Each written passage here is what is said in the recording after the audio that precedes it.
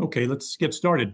Good afternoon, everyone. Welcome to the Brown University webinar in the Masters of Science and Technology Leadership. I'm the Program Director, Pete Chomowicz. Today, we're going to be going over the program, the curriculum, the faculty, the application. But before we do that, we're going to have a master class. We're going to have an excerpt, a short lecture from one of our MTL faculty. And I'll turn it over to him in a moment. Let me read his bio for all of you online. So with us today is Professor Steve Sloman, who received his PhD in psychology from Stanford in 1990 and completed his postdoc research at the University of Michigan. He began teaching at Brown, just a few years ago, Steve. It was only 1992. He's been at Brown for a while. Steve is a cognitive science who studies how people think. He has studied how our habits of thought influence the way we see the world, how the different systems that constitute thought interact to produce conclusions, conflict, and conversation, and how our construal of how the world works influences how we evaluate events and decide what actions to take. The focus of his current research is collective cognition, how we think as a community, a topic elaborated in his book with Phil Fernbach, The Knowledge Illusion, Why We Never Think Alone. He also has a new book out, The Cost of Conviction, which I think builds on that earlier work. His work has been discussed in the New Yorker, New York Times Book Review, the Financial Times, The Economist, Scientific American, National Geographic, and more. I'm very pleased to welcome Professor Steve Sloman, who's going to help us understand how to make decisions when the landscape of decision-making is less than clear.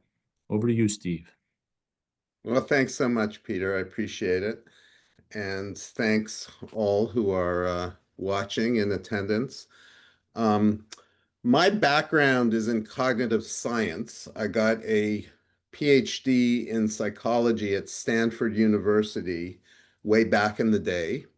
And so I'm interested in how people think, and I study how people reason and how people categorize the world and how people make decisions. One of my mentors at graduate school was a man named Amos Tversky.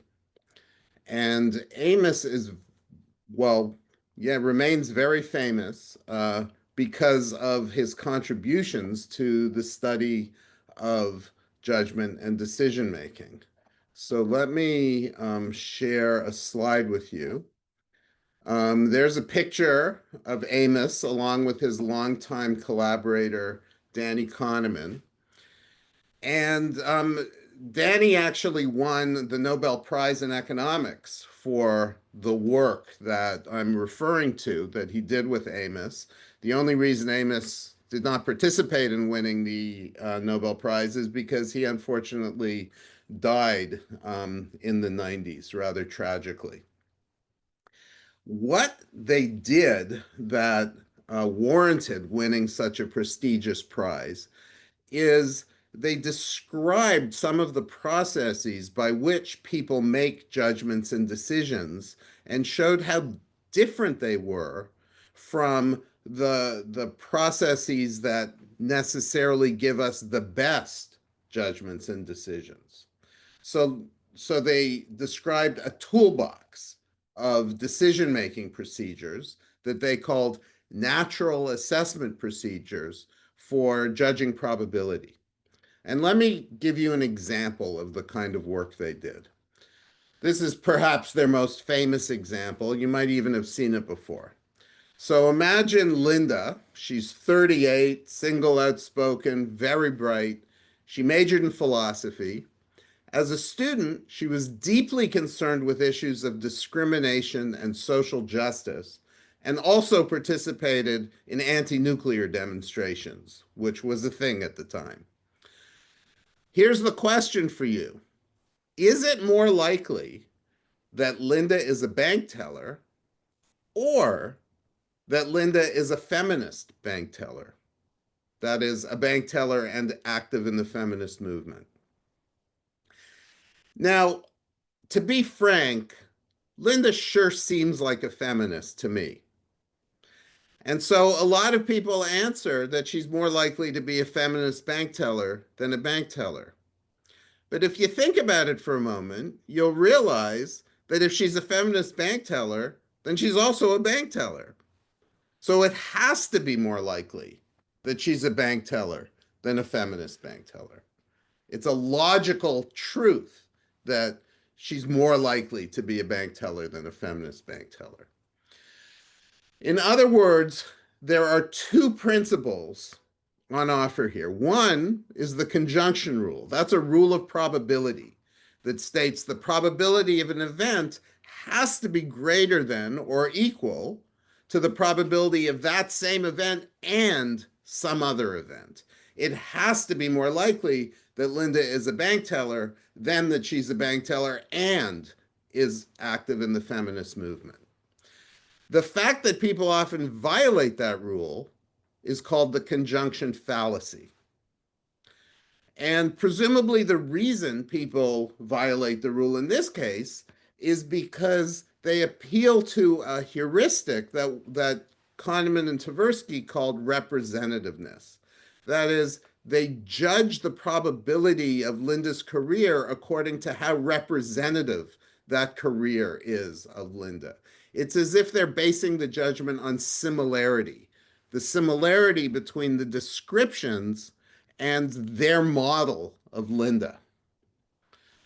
So this is one example of a heuristic that people use, and it's a pretty good heuristic. In fact, I use it several times a minute, right? If I'm looking at something and saying, oh, that's a computer, then I'm essentially using the representativeness heuristic. This thing is similar to a computer, so it must be a computer. The probability is very high that it's a computer. So this is one heuristic that people use among many. And Kahneman Tversky's major contribution was to try to unpack a list of these kinds of heuristics and other psychological rules that described how people work in a way that deviates from how we should work, right? So on one hand, there's descriptive theory that tries to describe human behavior. On the other hand, there's normative theory, which is about how to do the best thing. In this case, how to make the best judgments and decisions. So the fact that those two are different was the major contribution of Kahneman and Tversky. Okay, so I said I'm a cognitive scientist and I'm interested in how people think. So as I studied decision making, what really intrigued me was the question, how is it that people determine what the consequences of possible decision options are? So when you're thinking about what it requires to make a decision, it involves a lot of causal reasoning. Because whenever we're choosing options, what we care about is what our choice will cause, right? What will be the consequences, the costs and benefits of the choices that we make. And if you think about, pretty much any decision you make, you have to reason about what those consequences are going to be. If you're deciding which car to buy, then you have to think about how long is this car going to last, and what are other people going to think of me if I buy this car, and what financial costs will it incur? And all of that is a matter of causal reasoning. So I started doing studies on that topic, only to discover something rather surprising, which is that in a particular sense, people aren't so good at causal reasoning. In particular, people tend to think they know more about how things work than in fact they do. So this was originally demonstrated by a couple of psychologists named Rosenblatt and Kyle. And they did this by asking people how well they understood how common objects work, like zippers and ballpoint pens and toilets. And people tended to think they understood how they work pretty well. And then they said, okay, explain. How does it work? In as much detail as you can, tell me how it works. And lo and behold, people discovered they couldn't explain it. In other words, they didn't really understand how they worked. So people's own judgments of how well they understood how the object's work went down. And in my own work, I showed that this was true of political policies as well. So when we're deciding amongst, what we think about, say, Obamacare, it turns out that people think they have a pretty good understanding of what Obamacare entails, what the effects of such a policy are. Turns out they can't articulate them.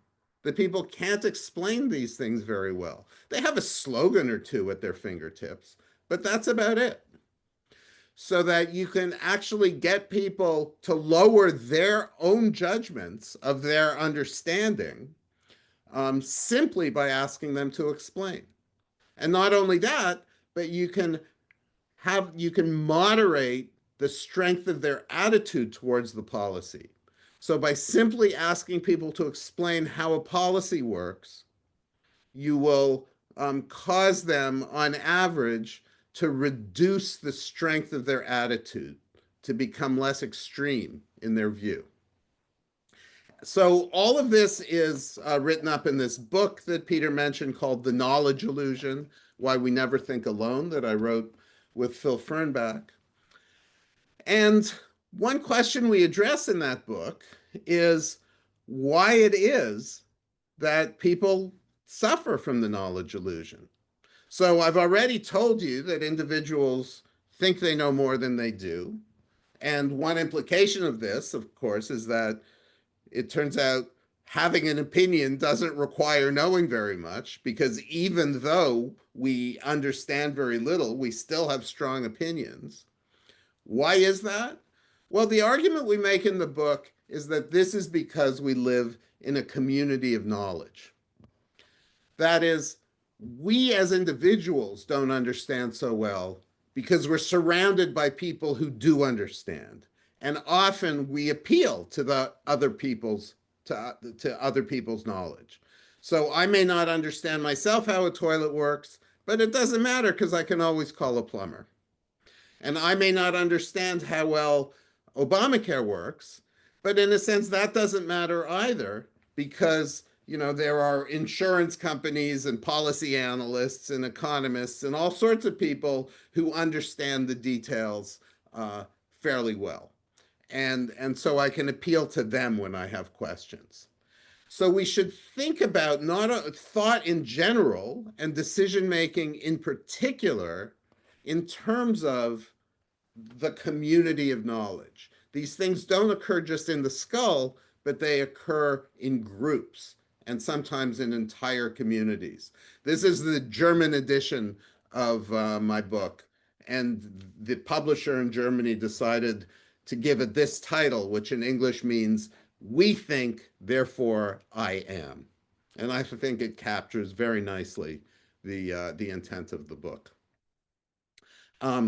The fact that we make decisions in a community also explains to some degree why we're so polarized today, right? That is why there's so much emotion embodied in our conversations about political policy. And the idea is that if somebody tests my claim about what's good and what's bad, my defense isn't only about my own view, but rather I'm defending my community. And that's why things become so emotionally charged. In the same way that I become outraged when somebody threatens my family, I become outraged when somebody threatens my community's most basic beliefs. So you might ask, well, what are those most basic beliefs? What do they look like? And one way to think about this question is to appreciate that there are two ways we have to make decisions. So not only do we reason causally and make cost-benefit analyses, but we also, for certain kinds of moral and political issues, have really, really strong convictions about what the right thing to do is. So we have what psychologists call sacred values or protected values. These are absolute values about which actions are right and which actions are wrong. So there are certain topics for which this is obvious, right? If you consider same-sex marriage, then for some people, it's just wrong, right? Because it violates prohibitions in the Bible. And for other people, it's perfectly fine because their sacred value is that everybody should be allowed to love whoever it is that they love naturally. So you can think about the issue of same-sex marriage in terms of sacred values, and we tend to. Of course, you can also think about it in consequentialist terms, in terms of the costs and benefits of allowing same-sex marriage. And these are very different ways of thinking. Um, in fact, you could take pretty much any issue, like tariffs, any hot button political issue, and think about it in one way or the other. Um, so this is what my most recent book is about. It's called The Cost of Conviction.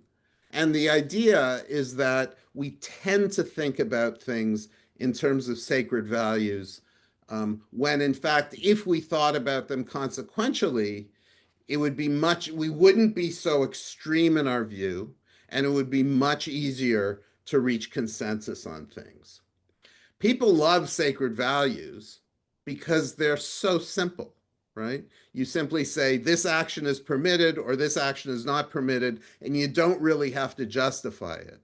Whereas when you think about issues in terms of consequences, you do have to justify your view. You have to list the costs and benefits and say why each cost and benefit is good or bad. And that's really hard because these are inevitably incredibly complex issues.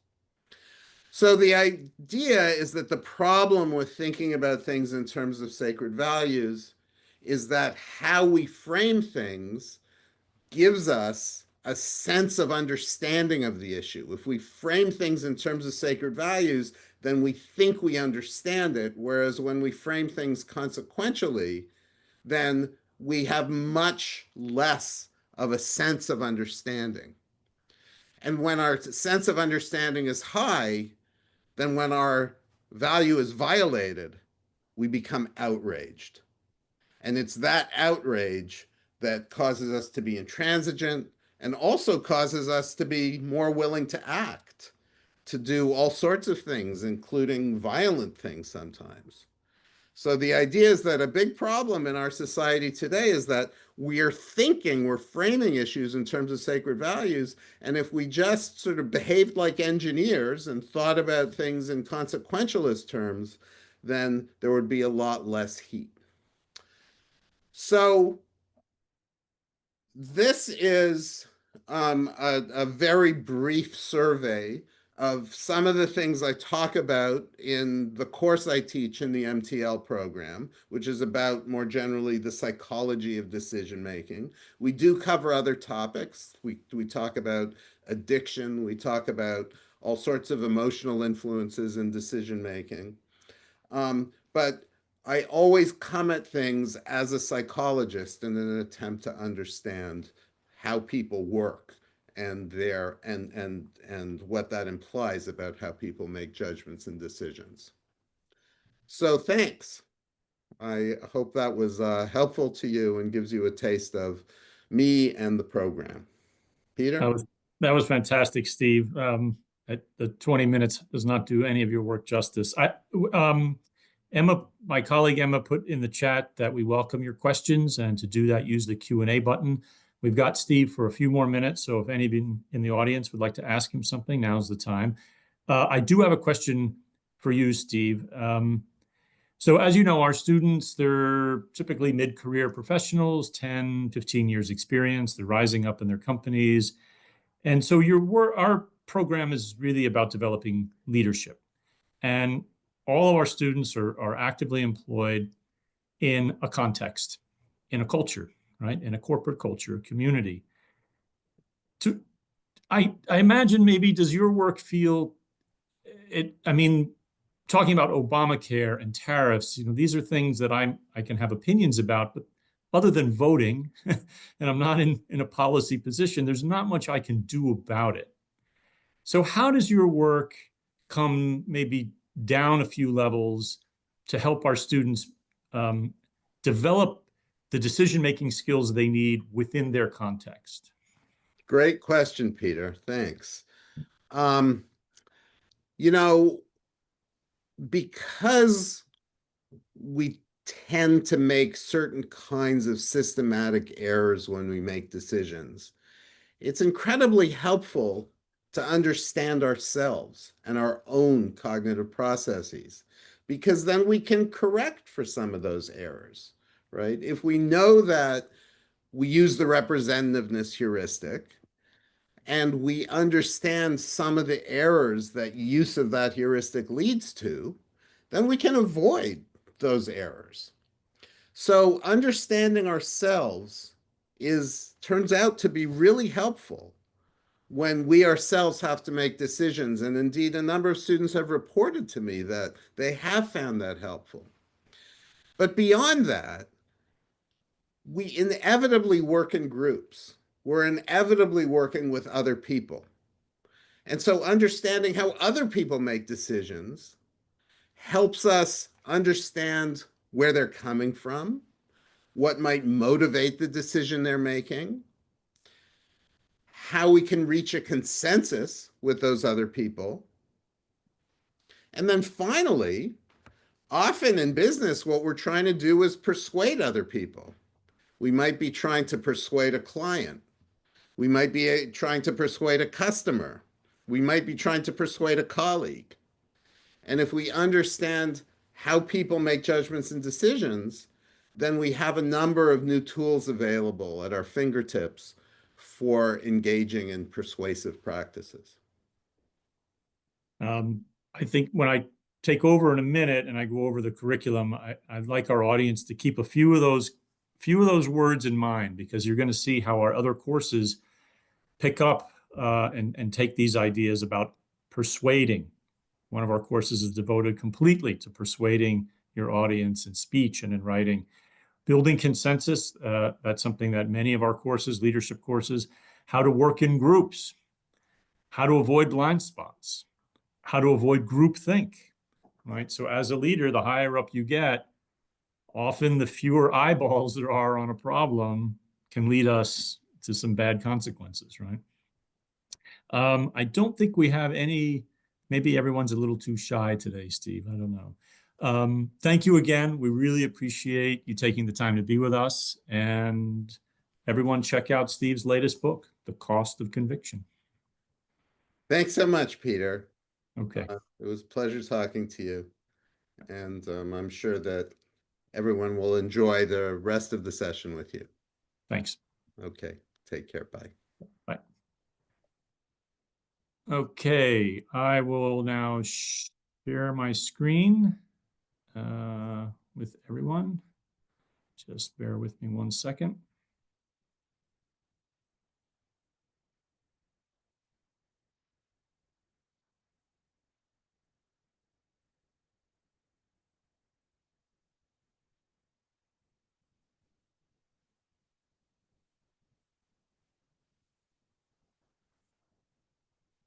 All right, what a treat to have Professor Sloman with us.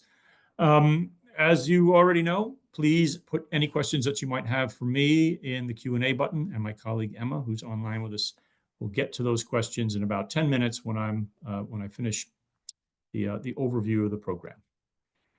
Bumper sticker for the program: we build tech leaders. So let's look at who do we typically attract to this program? Who's it a good fit for? Not a good fit. Not a great fit for professionals who want to stay in individual contributor roles, people who want a heavy STEM-focused curriculum, and for learners who want an MBA or an either fully online or a fully remote education. MTL is a hybrid. You'll come to campus a couple of times, and you'll also work on your courses online. MTL is a good fit for those who wish to understand the business implications of emerging technologies, for learners who value a fast, focused master's degree targeted to their career aspirations, students who want a hybrid experience, and particularly those who want to build their network. I love this photograph. It's one I took last year. It's in front of our engineering building. MTL is a partnership with the School of Engineering. And this object here in the foreground is a Mobius strip. And it's also a sundial, which I think was actually made in the building here on the left. It reminds me, it's deceptively complex, a Mobius strip. And it just reminds me of the incredibly complex and turbulent times in which we live in.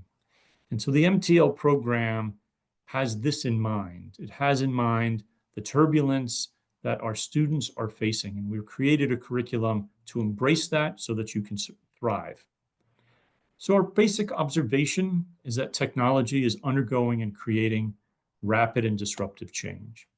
And from that, we've created a curriculum with courses in 3 broad areas: personal leadership development, strategic thinking, analytical decision-making. I would say Steve's course that you got a bit of a feel for probably spans the 2 categories below. It has you in mind, the student, your context, the things that you are challenged and faced with. We're always evolving our curriculum, keeping what you need to thrive in today's world in mind. Against these courses is technology. So we're not teaching you how to be a developer or a coder. Many of our students are STEM professionals, many are not. You'll see in a moment where they do come from. But technology and the ways in which technology is impacting our businesses, our culture, our society is woven throughout all of our courses. The outcome from this program is that we're transforming those working in technology into strategic, innovative, and impactful leaders prepared to meet the world's new and evolving demands. Where do these faculty come from? Who are these people that are helping all of us grapple with this complexity? Well, this picture on the left is an aerial view of Providence with Brown University right in the middle of it. And our faculty come from the School of Engineering. They come from cognitive and psychological sciences, like Steve. They come from the Watson Institute for International and Public Affairs, from theater arts. There are a variety of research centers at Brown. One of them is the Nelson Center for Entrepreneurship our students work closely with. They come from other schools like the Rhode Island School of Design. And they also come from industry with years, decades of experience in finance, tech development, law, architecture, engineering, journalism, design, and defense. A quick snapshot of our faculty in the personal leadership area, personal leadership development. You've heard all about Steve there on the left. Next to him is Don Stanford, who teaches a course in the ethical dilemmas that technology leaders face. Don was the chief technology officer of GTech, one of the, I think it's now IGE, one of the world's largest gaming companies. And then the faculty here on the right, the 3 faculty you'll work very closely with. So you come to campus twice. You'll come in the fall semester to work with Barbara Tannenbaum and her team of mentors and coaches on developing your persuasive communication skills. Remember, this is one of the key words that Steve touched on. As a leader, it's presumed that you have a vision as to where to take your organization, and we need particular skills in order to convince others of that vision. Ed and Robin will work with you and their team of mentors on developing your understanding of who you are as a leader. Leadership for us is situational, it's bespoke, it's custom. It's not one size fits all. If you just read that book, you'll be a leader.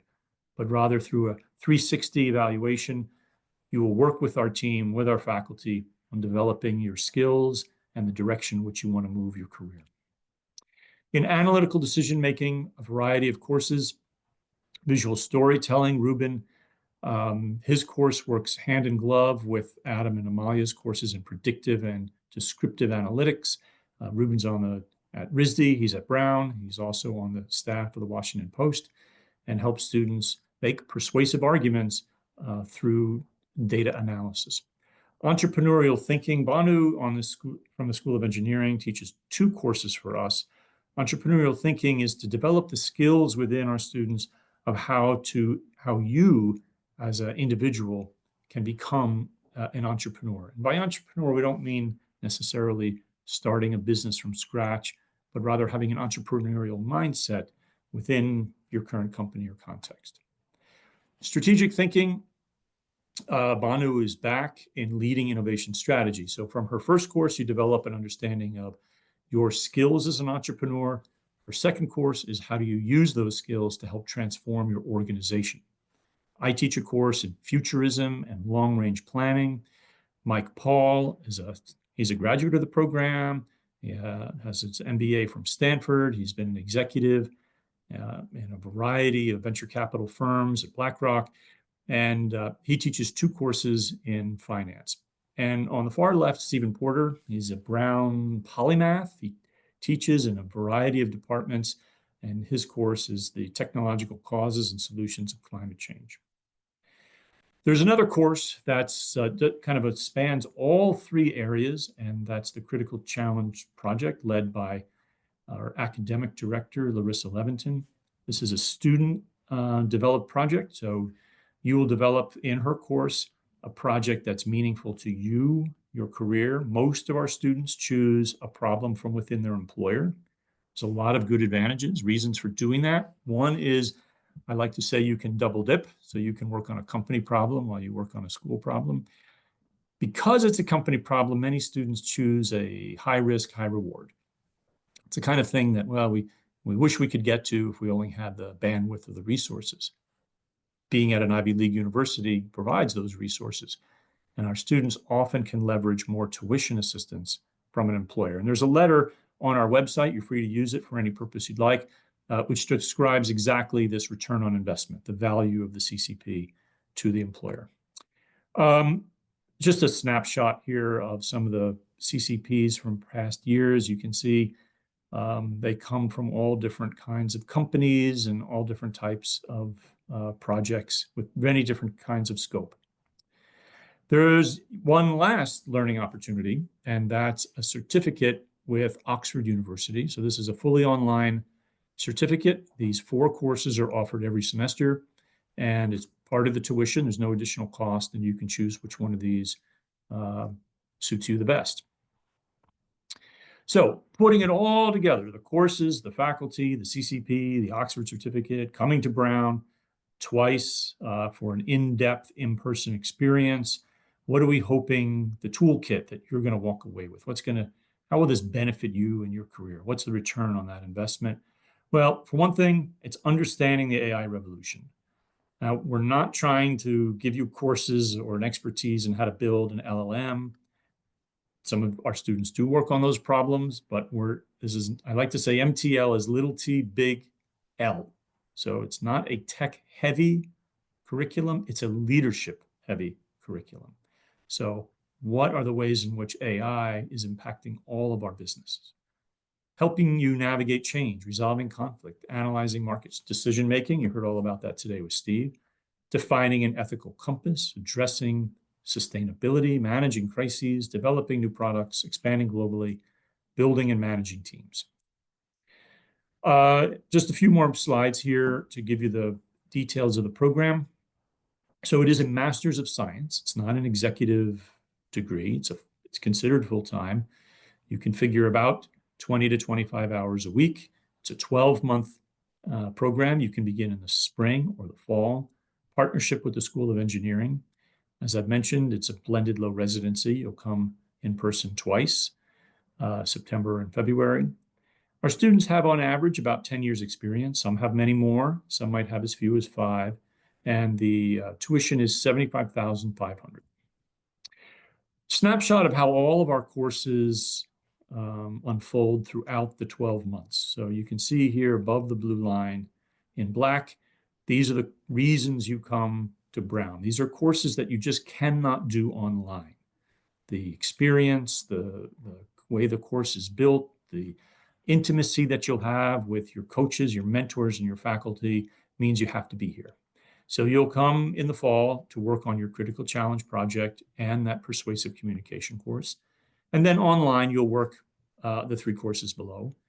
In the spring, similarly, you'll come to work on the leadership course. And then you'll take 3 courses for half a semester, and then the other 3 after spring break. And then summer, no residential week, and then 3 courses, 2 in finance, 1 in ethics. Many of these logos familiar to you, I'm sure. Common names all around us. They come from big tech, from Dell, Google, Amazon, Meta.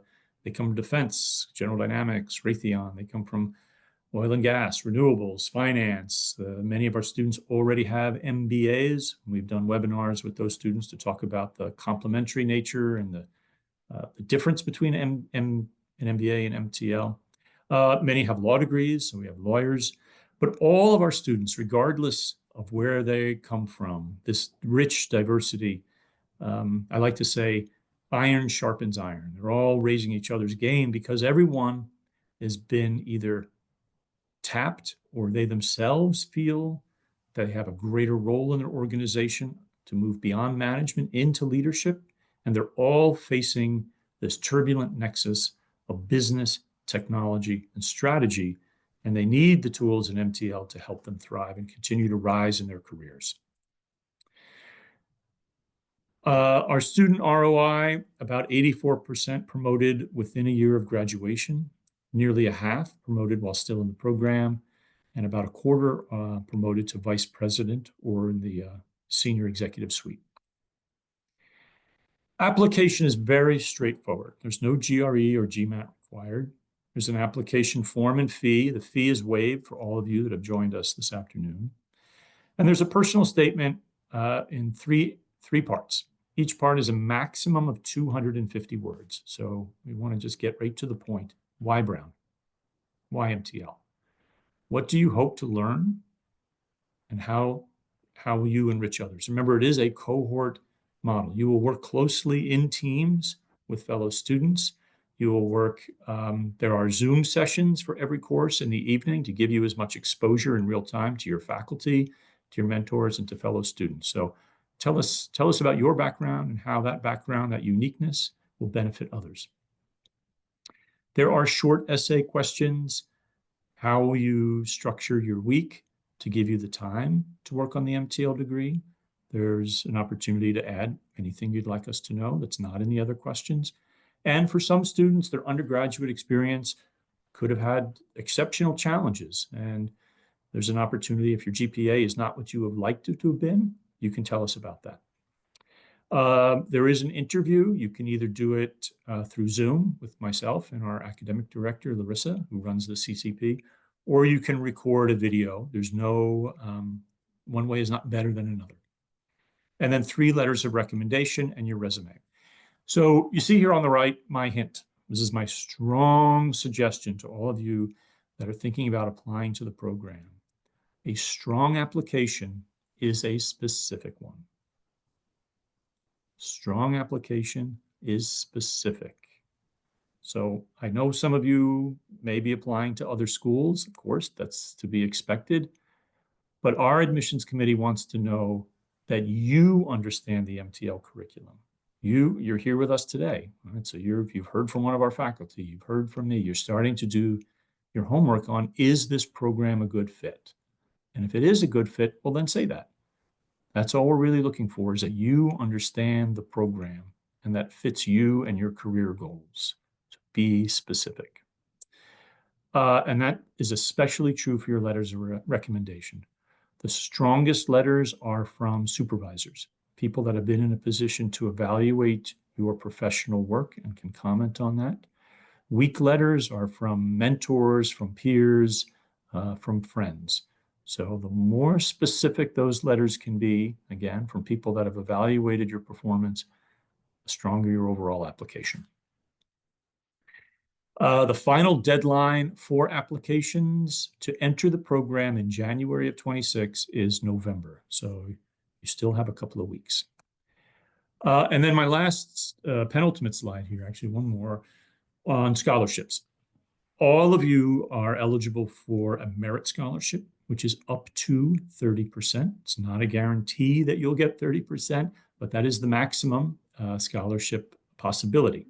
We also have an employer match. So for those of you whose company has a tuition assistance program, we will match up to 20% of the total tuition bill. So that's a possible reduction of 40%. If one of your 3 letters of reference is from a Brown alumni, it could be Brown in any area, not just MTL, that's a 10% scholarship. Note, scholarships are not additive, so you would get the largest of all those that you qualify for, not the cumulative number. Wish it were otherwise, but we do also have strategic partnerships with a number of companies. And if you think your company might be one of those, just write to me directly, and I can let you know if we do have an agreement. And those partnerships come with a fixed scholarship amount. Lastly, my colleagues Susan and Gabby, they're available at the email above, professional@brown.edu, as well as myself. We're all here to help you answer any questions and to help you with your application. Okay, that's all I have to say. Emma, any questions from our audience? And if they're hopefully not psychological, because I won't be able to answer them. So it looks like our first question that came in is, what are the benefits of the hybrid program rather than an all online or all in person? Lovely question. Obviously, an all in-person degree means you've quit your job, you've moved to Providence, and that is a big burden. That's a lot. And I think also, there's a cost in that, an opportunity cost. You're taking yourself out of the job market. There's a benefit to being on campus, absolutely, for those fully in-person campus programs. We're trying to provide that sweet spot where students don't have to do that. They're not taking the hit on their earnings. They're not taking themselves out of the job market. They're not having to sell their house and move here. But conversely, a fully online program means you don't have the benefit of working with your faculty and with your peers in that interpersonal nature. So I've talked about the 3 courses that you come here for that you just can't replicate online.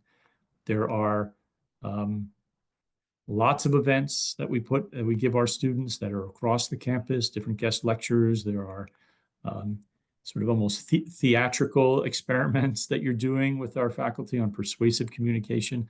Again, things that you just can't do online. So we're trying to give you that sweet spot where what you're learning, and we consider this action learning, an action learning curriculum where you're applying in real time what it is you're learning. So when you're working as a working professional, what you're learning on a Monday, you're going to work and applying that on a Tuesday. You heard Steve talk about that.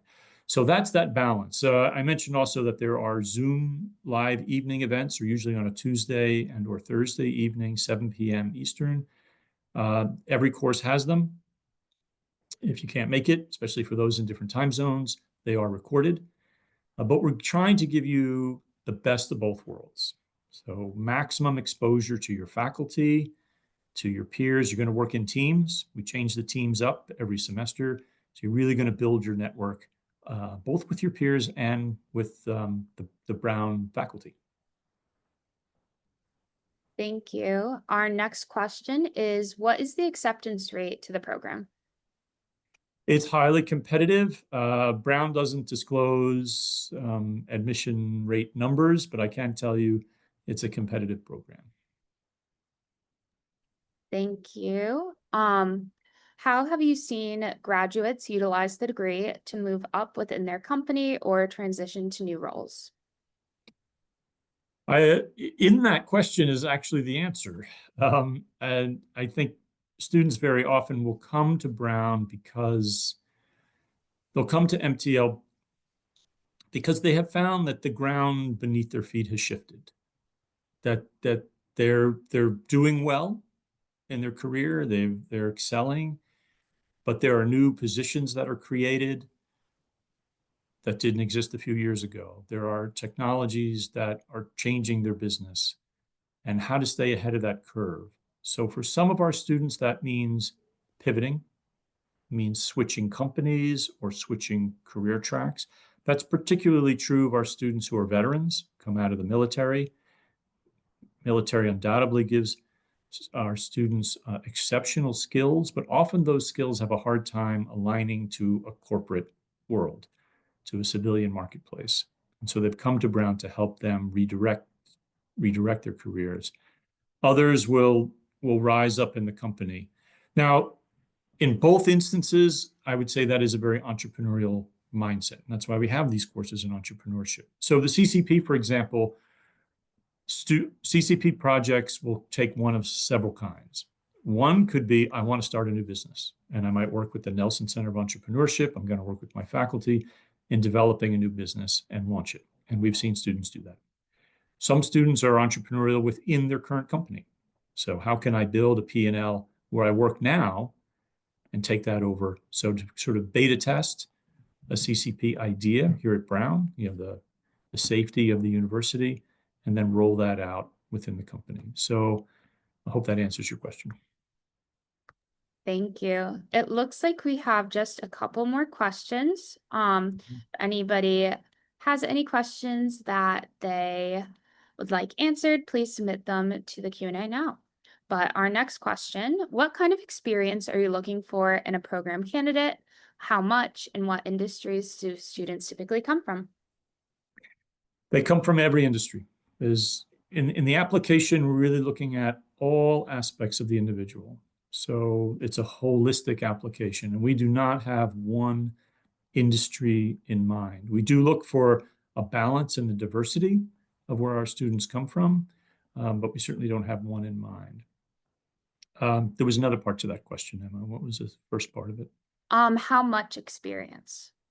So on average, about 10 years. Some, in rare cases, will have as little as 5, but I'll say that's very rare. And the one student I can think of who had 5 was valedictorian in her university and a rising star at a major technology company with very strong letters of support. But that's pretty rare. So on average, about 10. Some might have 20, even 30. And for those that have many more years experience, I often hear that what they're interested in learning, their observation about their career, is that what it took to get them there is not the skills that are going to keep them there. So that's particularly true in technical fields, that they've really excelled with projects, but projects are not people. And I think that's kind of the bumper sticker for MTL, is how to lead people is a very different mindset and skill set than leading projects. So those students that are a bit older with more years of experience are here to build that skill set. Thank you. And our last question that we have is, how would you recommend prepping for the interview? Be 2 steps. So 1, be very specific on all aspects of your application that I mentioned a moment ago. Really understand the program. Look at our website, look up our faculty, read the course descriptions, make sure that you understand the program and why you want to be here. And that's my number 1 piece of advice. Know in a detailed way how MTL will benefit you. Nice question. Is that the last one? We just had one come in quickly, asking about application fee waivers. I think Emma, you might know this. We capture everybody who's logged in, and then when you apply, we just automatically apply the fee waiver. Is that right? Yes. So as long as the email that you use to register for this session and log into it is the same as the one that you are using to apply, an application fee waiver will be automatically applied to your account. And if you did use a different email, just reach out to us at professional@brown.edu. Is that the last one? Mm-hmm. Last question. Thank you very much, Emma. And thank all of you. We appreciate you being with us this afternoon. Appreciate your interest in the program. Remember, if you have any questions, reach out to me, Susan, and Gabby, and we will we'll be there to help you through the application process. Take care, everyone. Talk to you soon.